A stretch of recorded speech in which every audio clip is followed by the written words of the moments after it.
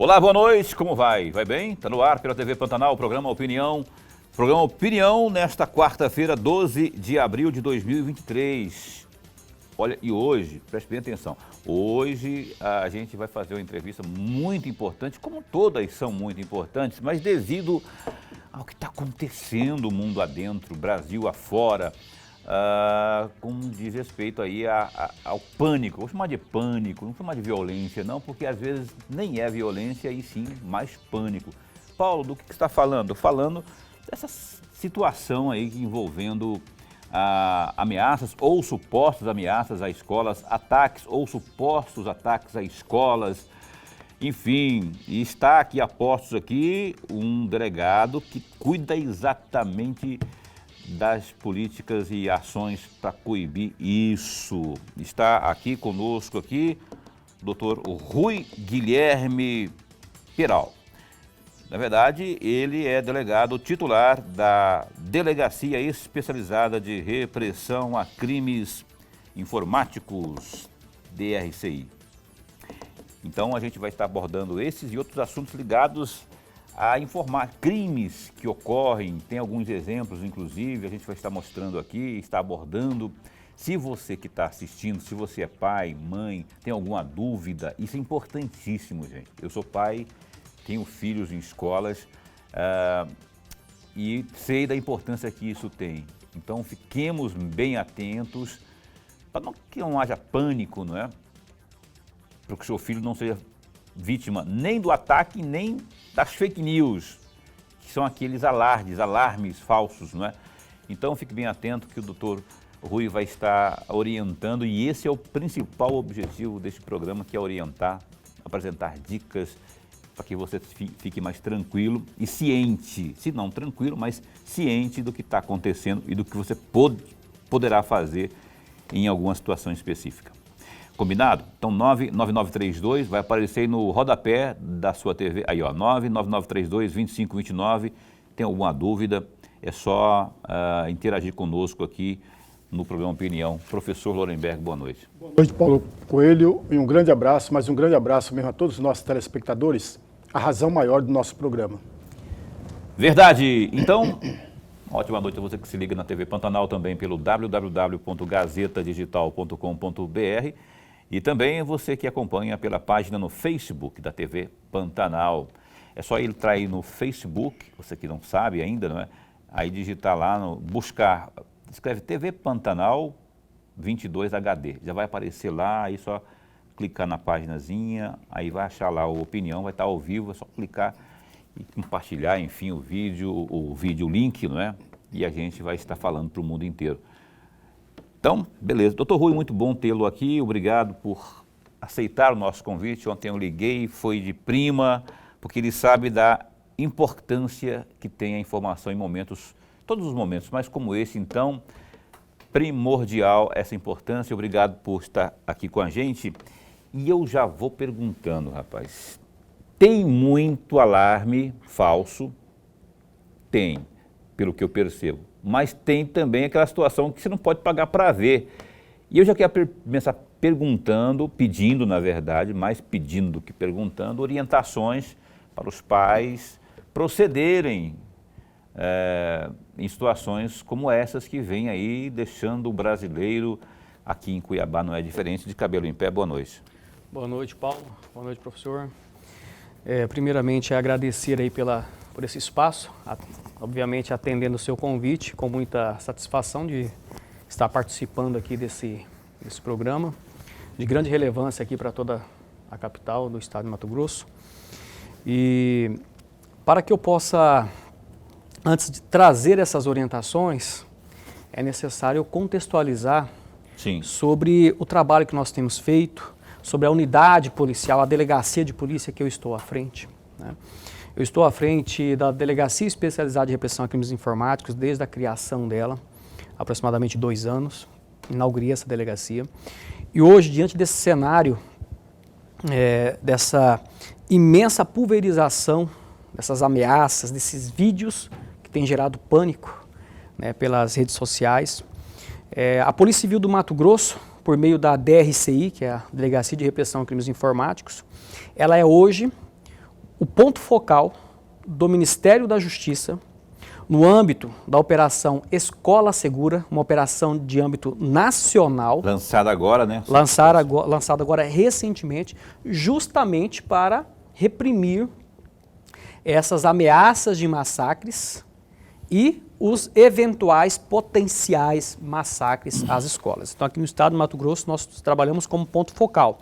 E quando eu falo ponto focal, Paulo, professor, a nossa atuação ela consiste basicamente em duas frentes: reprimir, identificar, prender os infratores que estão atuando aqui em Cuiabá e em Várzea Grande e prestar apoio técnico, identificando esses indivíduos que estão praticando essas condutas nas demais cidades do interior do estado de Mato Grosso e remetendo esse relatório técnico, essas informações, para que a Polícia Civil dessas cidades do interior possam realizar a detenção e esclarecer essas ameaças, né? Então, esse é o cenário que nós estamos inseridos.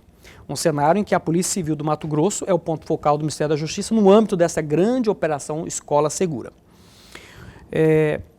De início, eu já gostaria de ressaltar que o que nós temos visto é uma grande onda de fake news.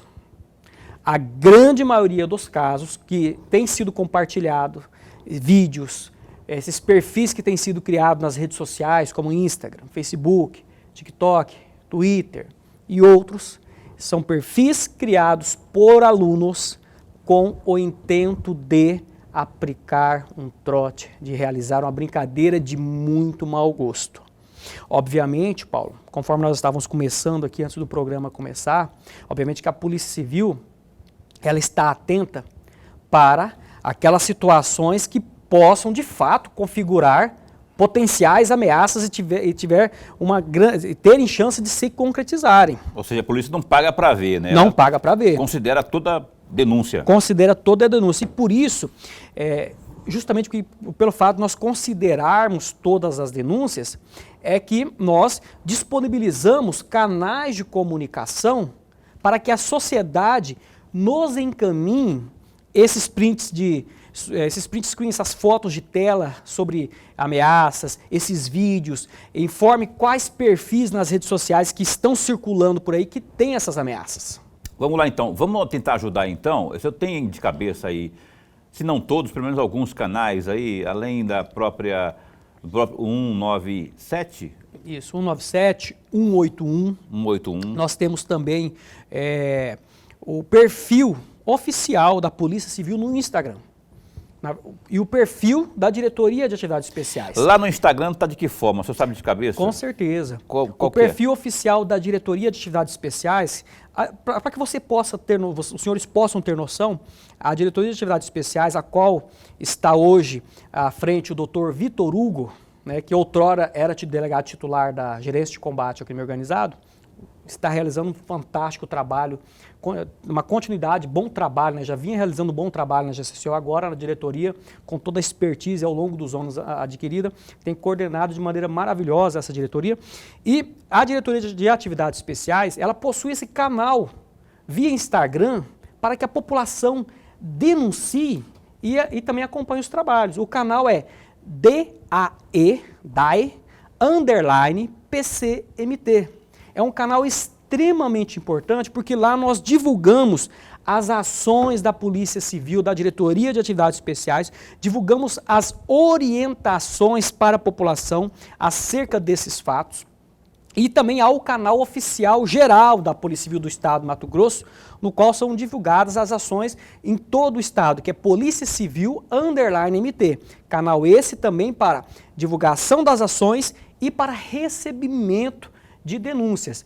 Além então, Paulo, do 197, além do telefone 181, além desses canais do Instagram, nós temos ainda o Disque Denúncia, o WhatsApp funcional da DRCI, que é o 659-9973-4429. Nós recebemos essas denúncias e estamos orientando a população.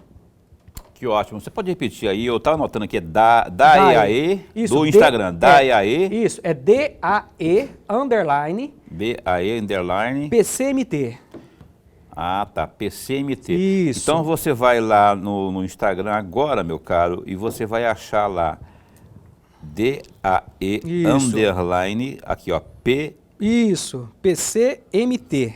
Então, aí você já vai...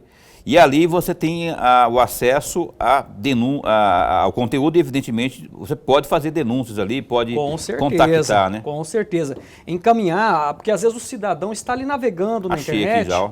Perfeito.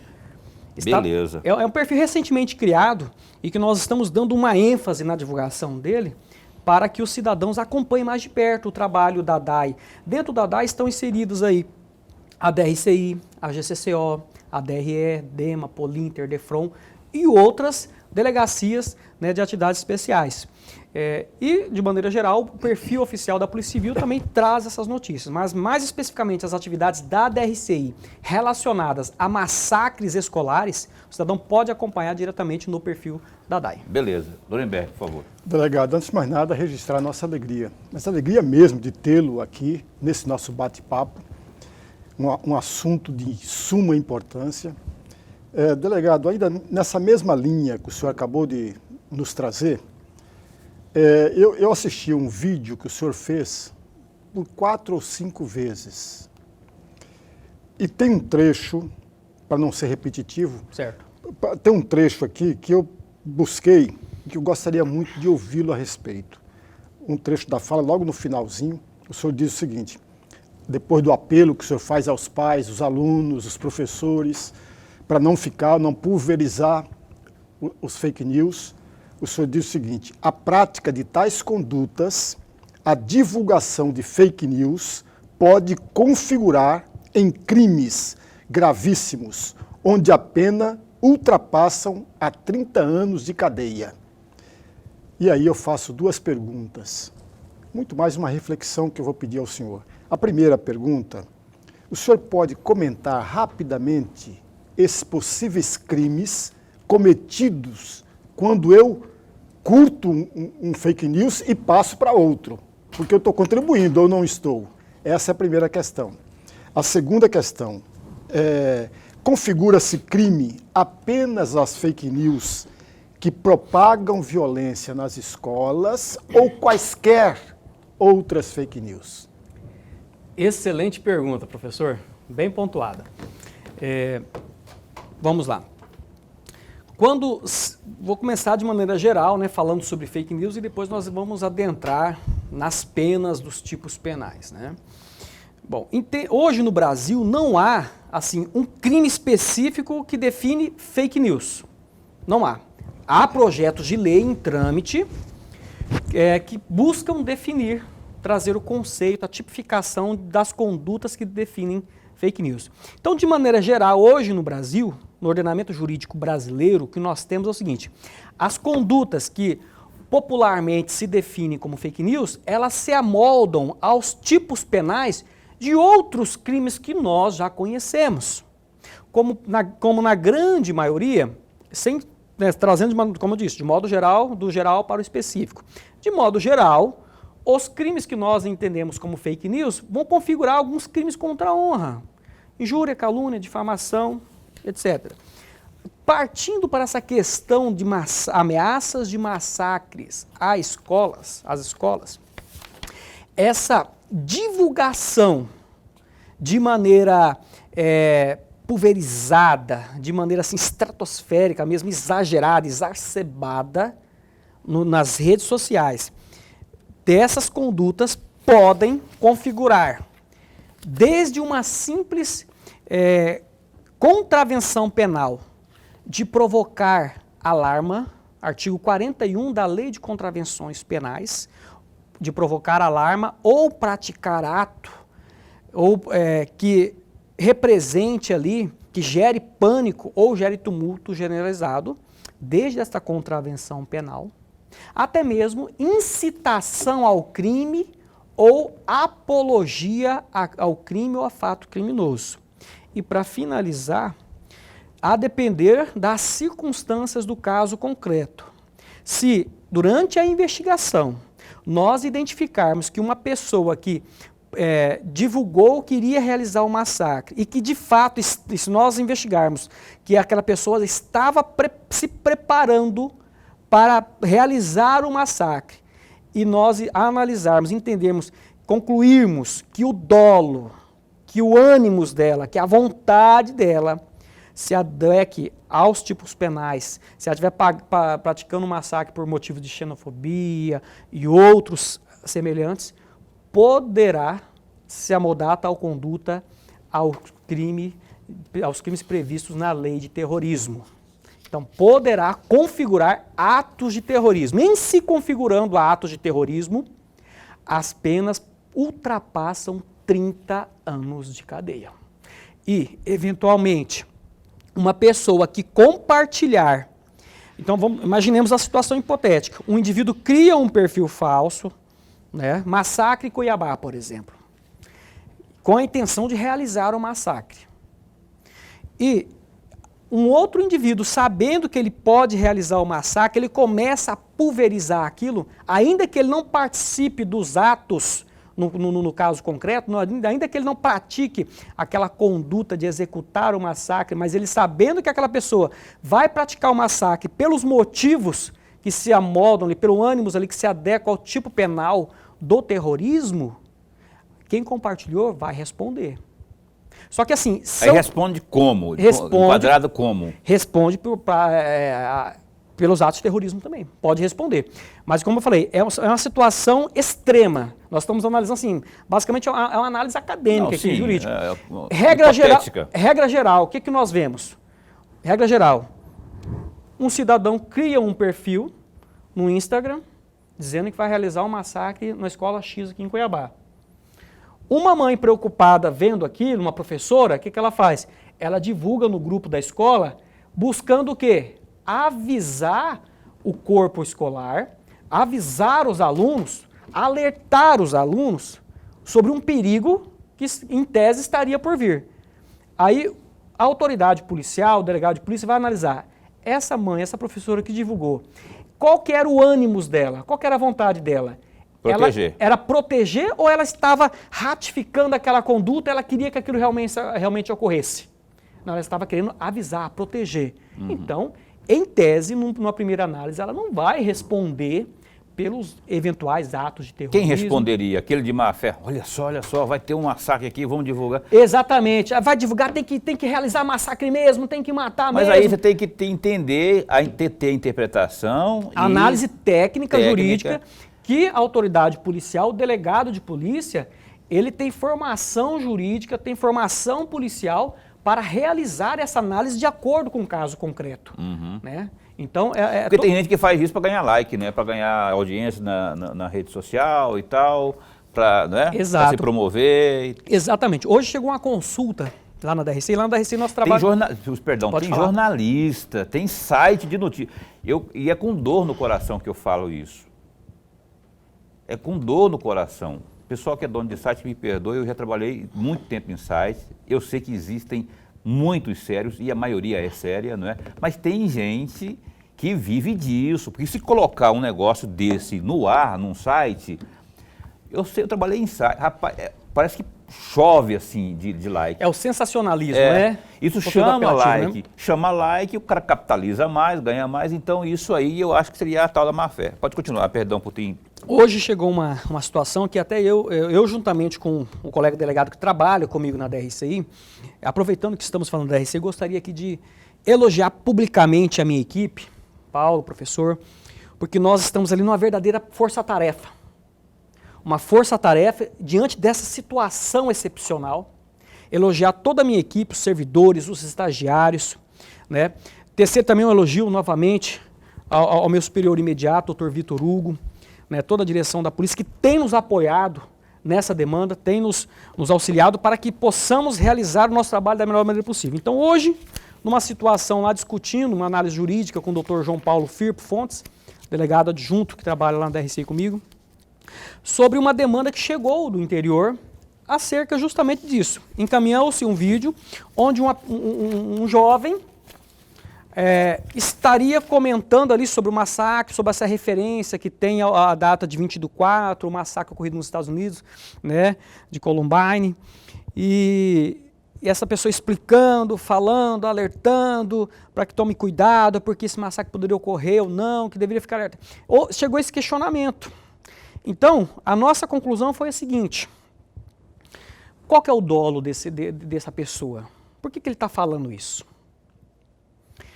Ele quer informar, ele quer gerar o caos, o pânico, ou ele quer ratificar o massacre? A conclusão lógica, sensata, foi de que ele estava querendo informar. Então, se ele estava querendo informar, a conduta é atípica. A conduta é atípica. Tá? Então, mas são as circunstâncias do caso concreto que nós vamos analisar isso. O assunto é bem complexo mesmo. Vamos continuar falando sobre isso? Vamos, sim, senhor. Se tem alguma dúvida aí que está assistindo, pode mandar para a gente aqui no via WhatsApp 999322529 com o Dr. Rui Guilherme. E tem outros assuntos também ligados a crimes de internet, não é? De informática. A gente vai também estar abordando aqui e trazendo a utilidade máxima dessa entrevista para que você tenha a preciosa informação. O Opinião dá um tempo só e volta já já.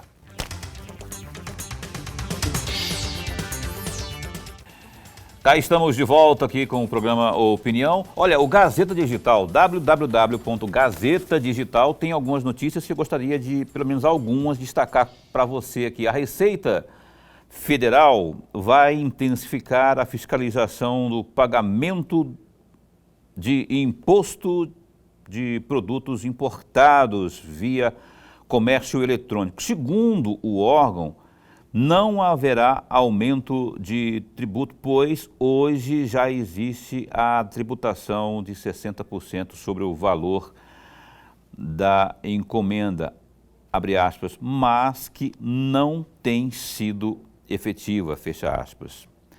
Seguindo nas aspas aí, o que se está propondo são ferramentas para viabilizar a efetiva fiscalização e exigência do tributo por meio de gestão de risco, fecha aspas, informou então.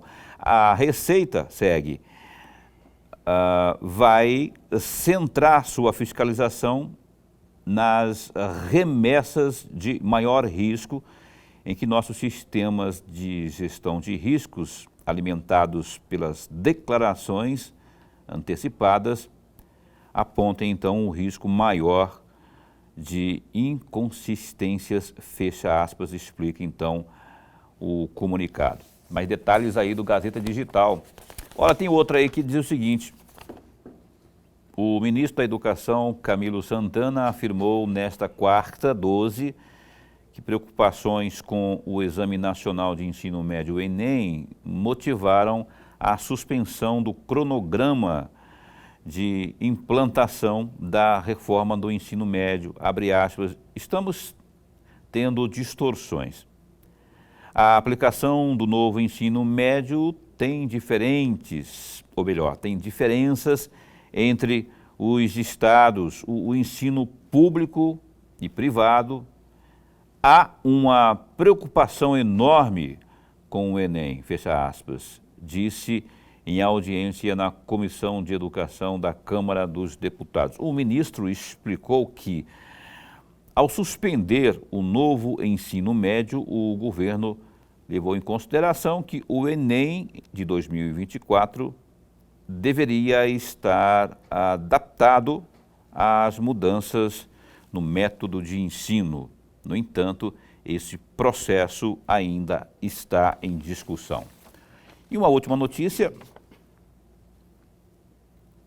por ironia do destino ou mera coincidência, o governador Mauro Mendes, do União Brasil, e também o prefeito de Cuiabá, Emanuel Pinheiro, do MDB, fazem aniversário, sabe quando? Nesta quarta-feira, dia 12.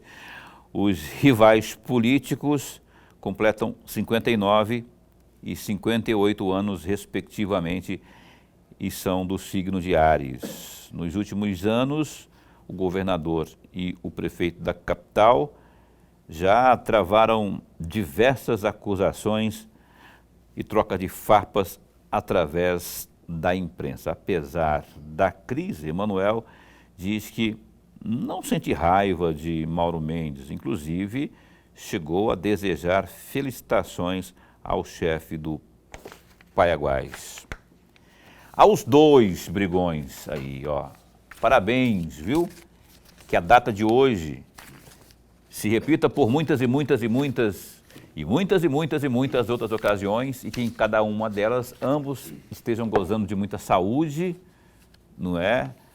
E paz no espírito, saúde no corpo, amor no coração, amor pelos seus respectivos representados. No caso de Cuiabá, os cuiabanos, no caso do governo do estado, todos os municípios, 141 municípios e seus respectivos cidadãos, não é? Parabéns aí para o Mauro Mendes, para o Emanuel Pinheiro.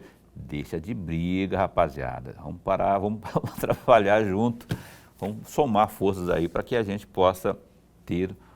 Não é isso, Lemberg? Com certeza. Você acha que adianta brigar, né? O prejuízo maior cai sobre os ombros, sobre a cabeça do munícipe cuiabano e de toda a população do estado de Mato Grosso. Veja, Paulo, olha, eu vou dar um exemplo muito rapidamente, Paulo. Quando o cuiabano Eurico Gaspar Dutra ganhou as eleições para a presidência da República, recém-saído daquela ditadura do Estado Novo, Eurico Gaspar Dutra assumiu a presidência da República e colocou no seu governo, no seu primeiro escalão, amigos, adversários políticos. Ele pegou gente da UDN, gente do PSD, UDN e PSD, Paulo, brigavam entre si. Corajoso, né, que ele fez. Ele colocou junto na administração para tocar o barco e deu uma administração muito boa. A administração. Quando Getúlio Vargas volta ao governo, faz o mesmo, em 50. Ele coloca também udenistas e PSDistas e PTB, porque o PTB era praticamente o titular da cadeia do Ministério do Trabalho. Gente, é assim que faz o bom gestor, amigos. O bom gestor é aquele que simplesmente ignora, esquece as diferenças partidárias, as incompatibilidades partidárias em prol do conjunto da população. Simples. Então, Manuel liga lá pro Mauro. Mauro, devolve a ligação para o Manuel, ou toma a iniciativa primeiro e vamos celebrar. Faz um bolo gostoso aí, bem grande, convida nós aqui do Opinião, nós vamos lá, todo mundo com fome, né? Faz aqueles petiscozinhos lá, né? Que a gente vai também, na boa, boca livre, é com a gente mesmo.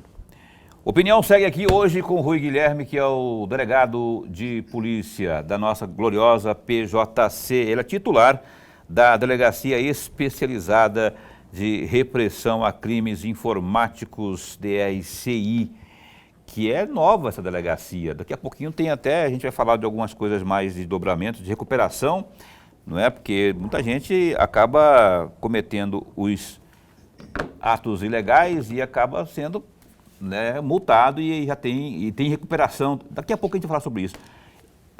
A produção tem o número, tem aí o print que eu passei agora há pouco do Instagram, para a gente mostrar aqui. Um dos canais que você que está assistindo pode acessar, é esse aí, né, doutor? Exatamente. Esse aí é o perfil oficial no Instagram da Polícia Judiciária Civil, que trata dessa questão aí, é isso? E como os telespectadores podem observar, tem várias publicações ali acerca dessas ameaças de massacre, alertas, orientações para os cidadãos. Então, assim, de primeira mão, sabe? Então, tudo que está acontecendo relacionado a esses massacres, se o cidadão acompanhar esse perfil da DAI, _PCMT, bem como o perfil oficial da Polícia Civil, _MT, o cidadão vai ficar muito bem informado. Olha só, então tá aí, esse é o perfil no Instagram. Eu já fiz, já estou seguindo lá já, acabei de acessar, que eu nem sabia, porque é novo, né, esse perfil. É novo, recente, não tem 30, 40 dias no máximo. E ali tem a forma, tem uma parte que as pessoas comunicam, conversam. Sim, ali, tem um campo de mensagens, né, o direct, né, que é possível o cidadão, às vezes o cidadão está navegando navegando ali pelo Instagram e aí de repente ele se depara com um perfil que está divulgando o massacre. Então ele só compartilha aquele perfil lá para o perfil da DAI, _PCMT, para o perfil da Polícia Civil, Ótimo. _MT. Tem sempre alguém lá de olho? Sempre alguém, 24/7, para responder o cidadão, para trazer aí uma orientação e encaminhar essas denúncias para a nossa delegacia, né? Que ótimo, bom saber disso, viu? Muito bom saber disso. Doutor, eu tenho um vídeo para mostrar aqui, mas eu quero, antes do vídeo, quero perguntar o seguinte. Hoje, 12, quarta, teve situações em que a sua delegacia foi acionada nesse sentido aí de, a princípio seria uma ameaça, mas depois constatou-se que tratava-se de fake news, é isso? Exatamente. Não só hoje, Paulo, não somente hoje. Ontem nós atuamos em 5 situações em que identificamos adolescentes infratores e uma criança, ontem, uma criança de 10 anos, uma menina de 10 anos, olha só o absurdo, uma menina de 10 anos criando perfis falsos em redes sociais para gerar esse temor. E na data de hoje, também nós tivemos uma surpresa. Porque assim, já era esperado que fossem crianças e adolescentes que estivessem fazendo isso, mas hoje um indivíduo de 20 e poucos anos de idade, um homem barbado, já um barbudo já, sabe? Já um homem feito, com esse tipo de conduta pela internet, lá na cidade de Feliz Natal, no interior do estado. Então, os nossos irmãos da Polícia Civil nos demandaram a DRCI, nós rapidamente, de maneira técnica, identificamos o responsável por esse perfil, repassamos o relatório técnico, a informação para os policiais civis do interior do estado, lá de Sinop, Feliz Natal, e eles diligenciaram, identificaram esse indivíduo e fizeram a detenção dele e autuaram ele pela prática ali da contravenção da prática de provocar pânico, porque de fato era mais uma fake news e agora sendo feita por um homem já velho, né? É um barbado, né? Um barbado. Um marmanjão sem vergonha. Quando é um marmanjão sem vergonha, já maior de idade, uma coisa. E ele responsabilizado, ele é enquadrado, ele não é. E se é a criança, são os pais que são enquadrados? Então, os adolescentes infratores, eles respondem pelos próprios atos. À luz do ECA, né? 10 anos aí, adolescente? Não, então, adolescente a partir de 12 anos completos. Pois é, você né? falou uma pessoa de 10 anos. De hein? 10 anos, né? Ela é conduzida para a delegacia, ela é oitivada, né? E assim, os pais podem responder civilmente, tanto pelos atos praticados pela criança quanto pelo adolescente, né? Hoje mesmo nós também ouvimos na DRCI, aqui em Cuiabá, um adolescente de 13 anos que estaria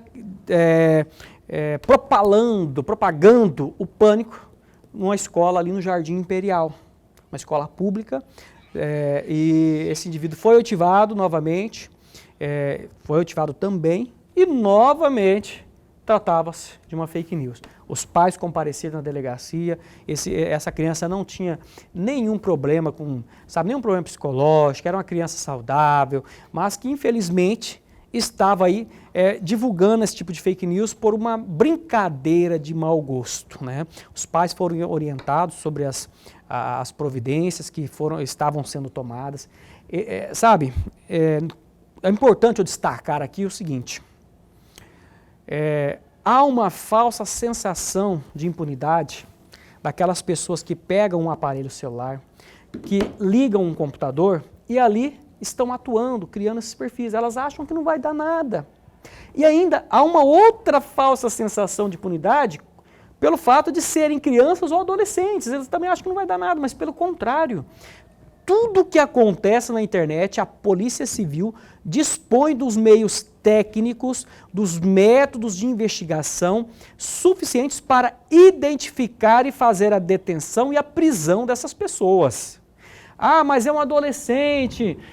A adolescente responde pelos seus atos. Responderá pelos seus atos e mais, vou além. Esse adolescente que está criando esses perfis e nós estamos identificando e estamos conduzindo para a delegacia, esse adolescente está criando uma grande mácula na sua ficha criminal.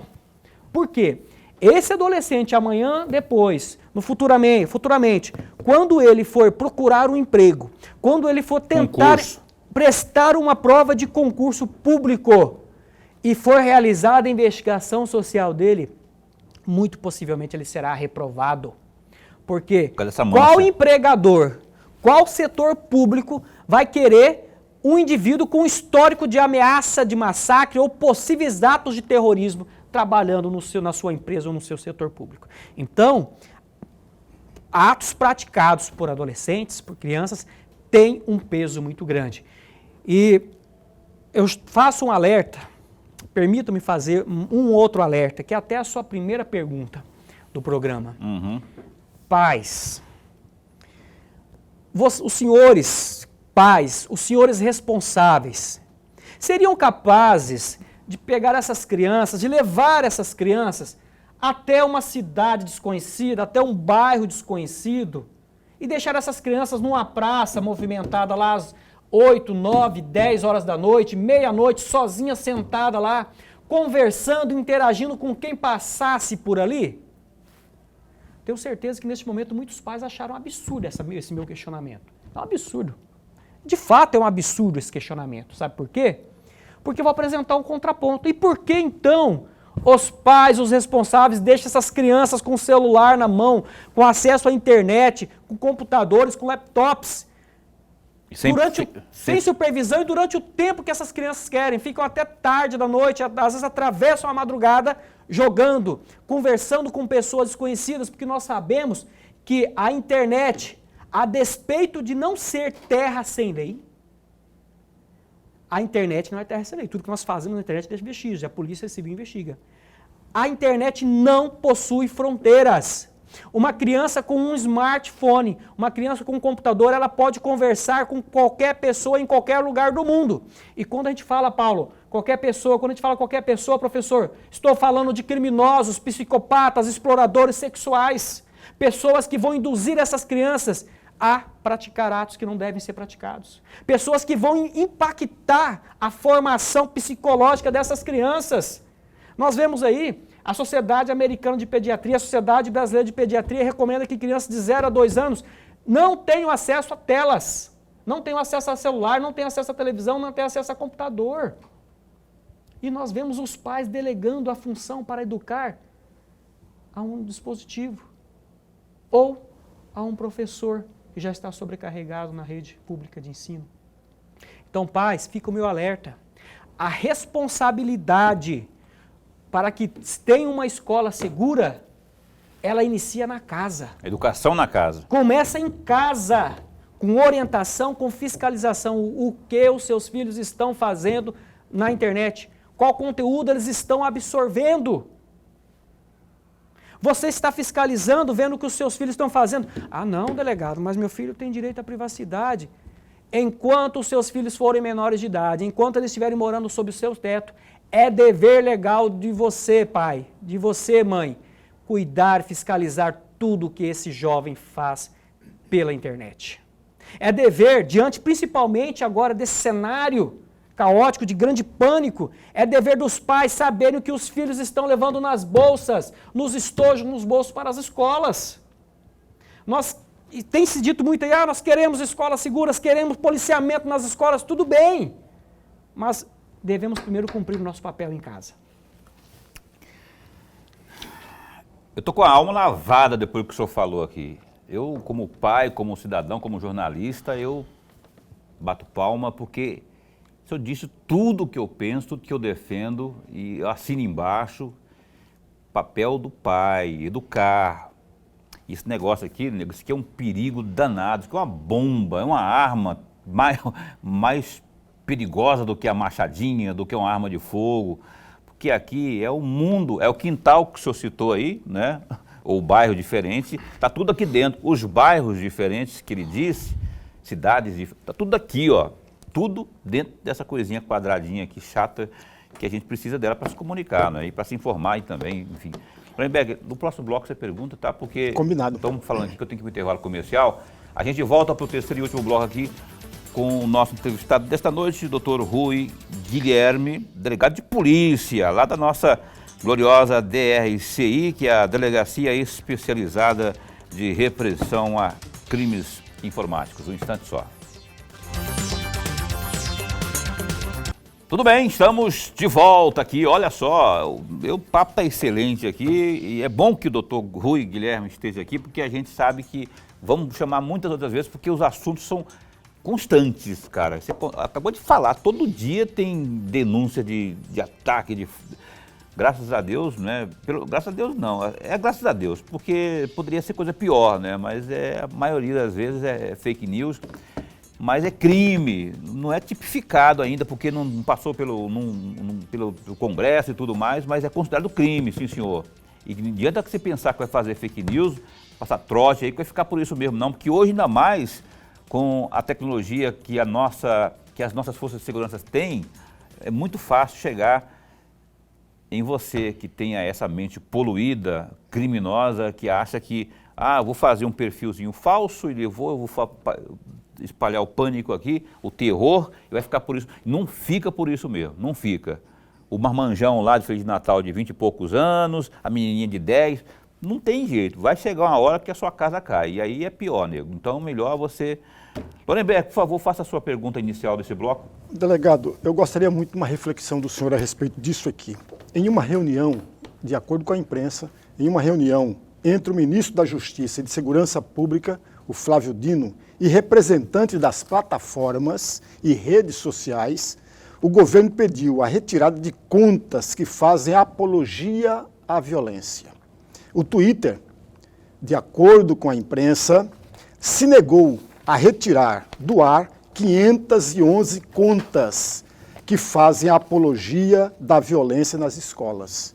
Segundo os representantes do Twitter, tais contas não violariam os termos de uso.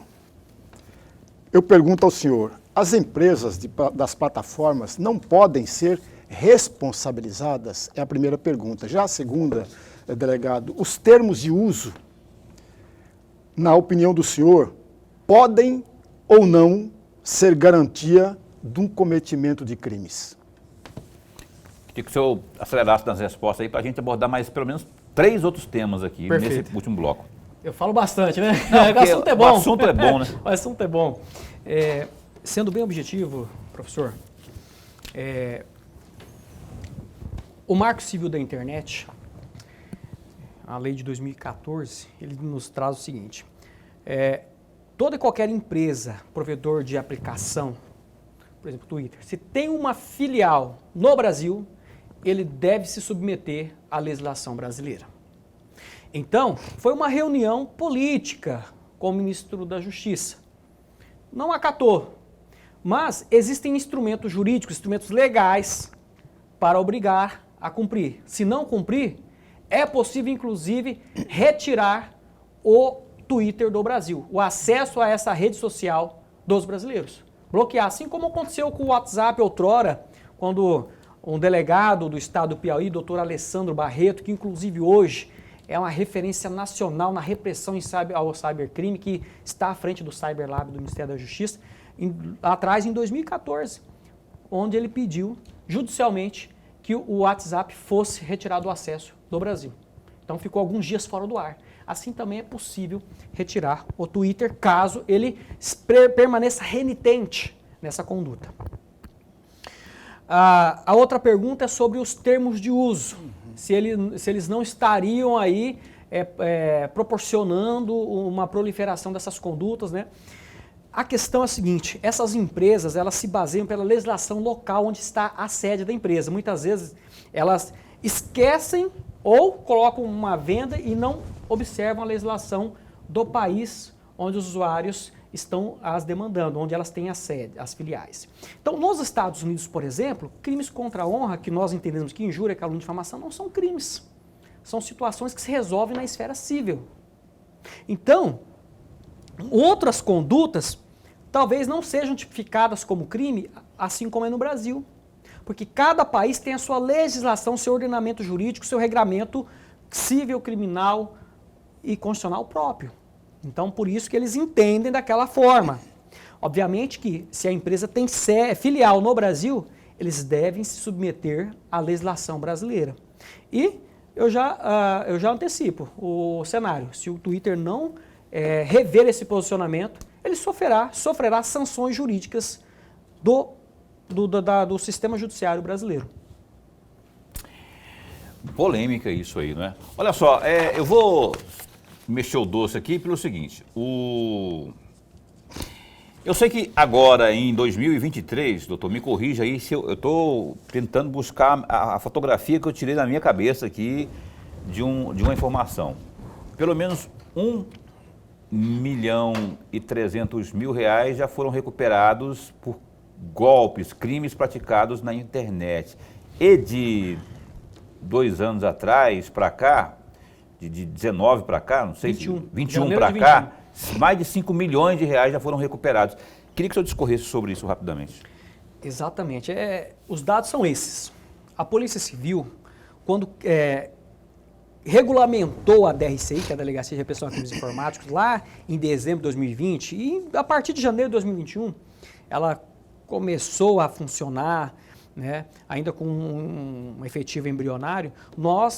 Eu inaugurei a titularidade dessa delegacia, eu percebi, fiz uma análise de cenário das demandas que existiam e como a Polícia Civil poderia melhor servir a sociedade. E identifiquei, professor, que havia um nicho de mercado para os criminosos, que seriam justamente essas fraudes praticadas pela internet, esses crimes, extorsões pela internet e outros crimes que implicavam a transferência de valores ou até mesmo a subtração de valores de dinheiro das contas dessas vítimas.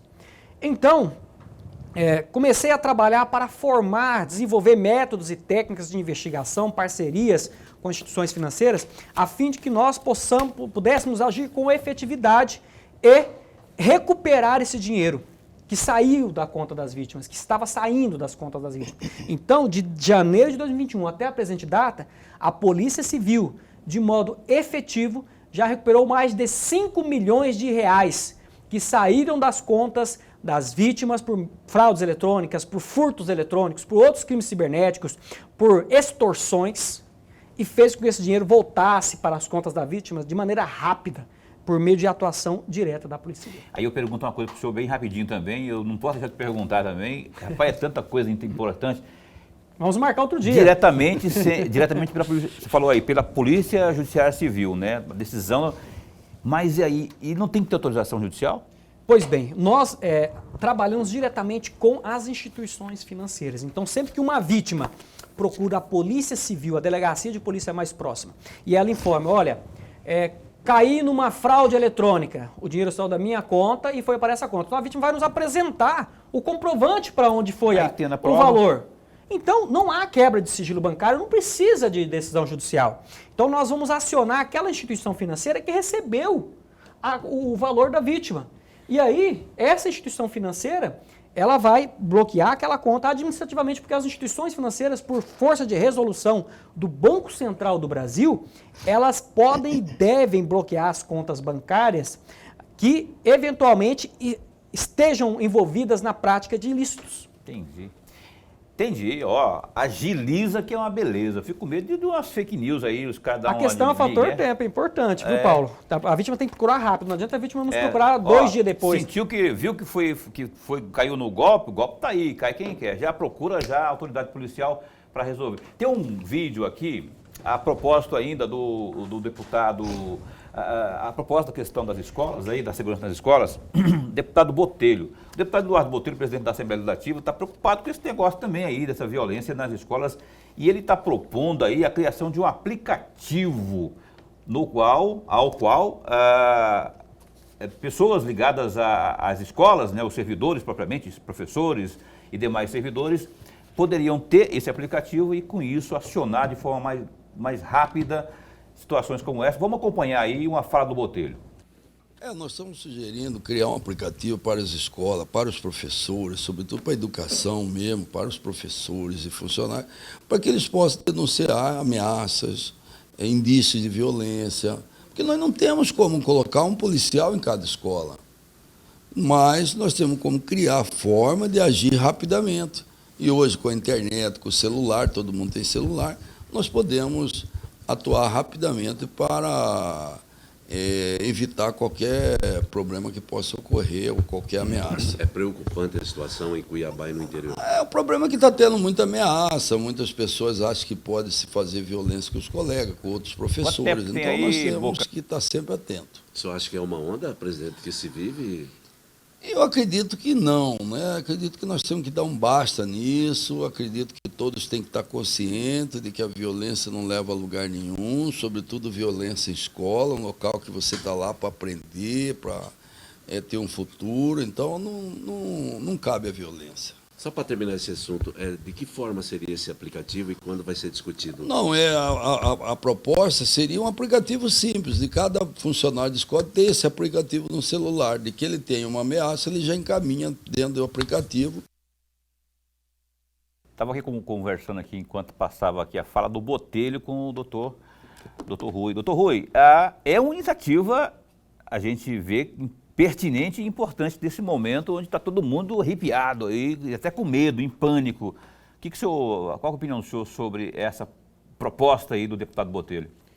Bom, é uma proposta extremamente válida, porque afinal de contas, todos os mecanismos, métodos, todas as sugestões para trazer a tranquilidade aos pais, aos professores, aos diretores, aos alunos, é válida.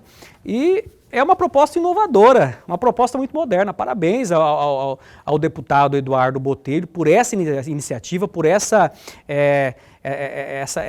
sugestão disruptiva, inclusive, né? Que é uma forma diferente de trabalhar. Na Polícia Civil nós temos o botão do pânico, que é por meio de um aplicativo. Né? Então, é justamente isso, utilizar das tecnologias existentes para servir a população.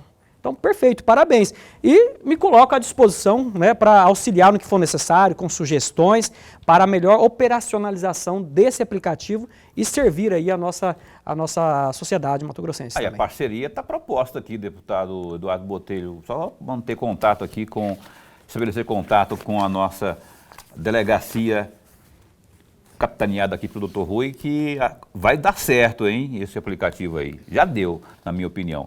Doutor, tem um vídeo também aqui, mudando de crime, mudando, não o assunto ainda é crime na internet, crime informático. Tem um vídeo, queria que o senhor desse análise, que fala de golpe também. Golpe também, vamos ver? Alô? Marcondes aqui, consegue me emprestar 200 conto no Pix? Opa, consigo sim, peraí. Pronto, mandei aí. Valeu, abraço. Abraço. E aí, Marcondes, caiu o dinheiro lá, deu certo? Dinheiro? Que dinheiro? Fiz um Pix pra você de R$200, você me ligou pra pedir? Eu achei estranho que você ligou de um outro número, mas era você. Cara, eu não te liguei, certeza, ainda mais de outro número. Não é possível, a pessoa tinha voz idêntica à sua e ainda falou que era você, então eu tô doido. Cara, estranho, eu recebi umas ligações de uma operadora que eu nem tenho serviço lá e eu acho que eu sei o que aconteceu. Então me diz aí, porque eu perdi 200 conto.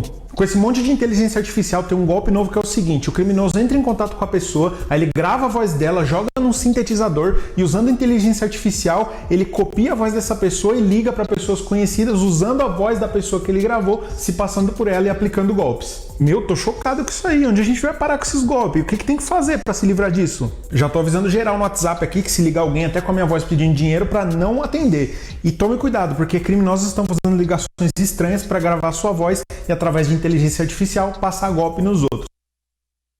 E aí, temos aí 2 minutos para o senhor comentar isso aí e também reforçar ou não o que prega esse vídeo aí. Bom, esse vídeo demonstra a velocidade que se evoluem as tecnologias, em contrapartida, a velocidade ou a morosidade que nós nos adaptamos a essas tecnologias. Né? E tecnologias que poderiam ser utilizadas para o bem estão sendo utilizadas para aplicar fraudes eletrônicas. Além dessas daí, existem muitas outras. É possível pegar uma foto sua, e de repente fazer um vídeo, você falando, eu digito o texto que eu quero que você fala, a sua foto, você vai mexer o pescoço, o rosto, você vai piscar, você vai mexer os lábios como se estivesse falando. Então, assim, a inteligência artificial, na verdade, ela vem inserida nesse conceito de sociedade 5.0, que já foi cravado há 6 anos lá no Japão e está chegando para nós agora. Né? Inteligência artificial, está relacionada também aí com vários outros conceitos, cidades inteligentes, IoT, e, sabe, inúmeros outros que eu não vou adentrar por causa do tempo. E é importante o cidadão buscar conhecer sobre isso. E nós, da Polícia Civil, nós alertamos o cidadão sobre esses principais golpes justamente nas nossas redes sociais, que foram divulgadas. Né? O perfil da DAI_PCMT. Põe de novo aí, por favor, aí, Boca, rapidão MT, aí. Polícia Civil _MT, são perfis que nós divulgamos, trazemos informação. Aquele print aí. As pessoas para que elas não caiam nos golpes, sabe? Então é possível esse golpe e obviamente o cidadão tem que tomar cuidado sempre que alguém lhe pedir dinheiro. Cidadão, faça uma chamada de vídeo, observe o teor da voz. Na dúvida, não transfire, desconfie. Desconfie sempre. Essa é a melhor dica que eu posso passar. Tá aí, portanto, esse que você viu aí foi o print, né, do Instagram. Ali você pode acessar esse print aí, essa página, essa aí, ó, que você está vendo aí. Ali tem os caminhos para você, inclusive, conversar com o pessoal que está de prontidão 24 horas por dia. E acabou o programa. Eu quero agradecer de verdade ao senhor por ter vindo aqui. Obrigado de verdade, Rui Guilherme, da DRCI. Ó, excelente entrevista, obrigado. O espaço continua a posto para bem informar. Obrigado, eu que agradeço. A DRCI está à disposição, a Polícia Civil está à disposição. Nós estamos aí há mais de 180 anos acolhendo essas vítimas e reprimindo todo e qualquer delito. Não esqueça, tem um Instagram aí para você acessar e, ó, denunciar. Vamos vencer mais essa onda aí de pânico aí que está assolando a gente, deixando todo mundo de arrepiado aí. Professor Lorenberg, até amanhã. Até amanhã. Amanhã com o secretário municipal de Trabalho, Agricultura e Desenvolvimento Econômico, Francisco Vuolo. Tem o Cuiabanco, o banco que vai fomentar aí, ajudar as pessoas aí a montarem seu próprio negócio, pequeno negócio, enfim, muito mais informações aqui com o Francisco Vuolo às 7h30 da noite de amanhã. Então até lá, se cuida, fica bem, fica com Deus também.